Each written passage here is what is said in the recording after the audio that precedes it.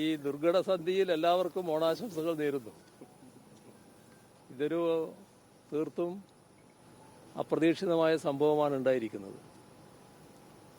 2023 ഈ സ്ഥലത്ത് വലിയ തോതിലൊരു മണ്ണിടിച്ചിലുണ്ടാവുന്നത്. അതുമായി ബന്ധപ്പെട്ട് നാഷണൽ ഹൈവേ നല്ല പഠനം നടത്തിയെന്ന് തന്നെയാണ് അവർ അവകാശപ്പെടുന്നത്. അവരുടെ അവകാശവാദപ്രകാരം അതിനുള്ള പരിഹാര നടപടികളും അവർ സ്വീകരിച്ചു. പക്ഷേ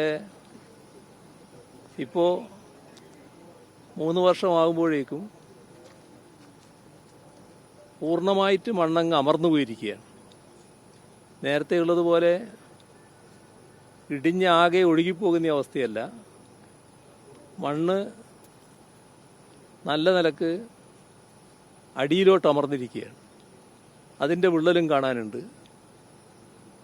അപ്പോൾ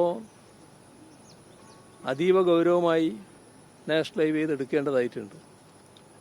കേരളത്തിൻ്റെ ഭൂപ്രകൃതി കൃത്യമായി മനസ്സിലാക്കാനും അതനുസരിച്ച് നടപടികൾ സ്വീകരിക്കാനും നാഷണൽ ഹൈവേയുടെ ഡിസൈൻ വിഭാഗത്തിന് കഴിയുന്നില്ല എന്ന പരാതി നേരത്തെ തന്നെ ഉണ്ടായിരുന്നു.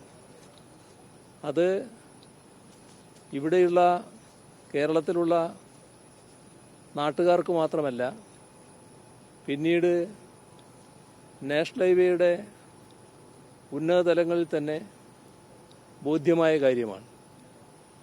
നാഷണൽ ഹൈവേയുടെ ഉത്തരവാദിത്വം ചുമതല വഹിച്ച ശ്രീ ഗഡ്കരി തന്നെ ഡിസൈനിൽ പിശക് പറ്റിയെന്ന് അന്ന് സംസാരിക്കുമ്പോൾ എന്നോട് പറഞ്ഞ കാര്യമാണ്. പക്ഷേ അത് ആവർത്തിക്കുന്നു എന്നാണ് ഈ സംഭവം കാണിക്കുന്നത്.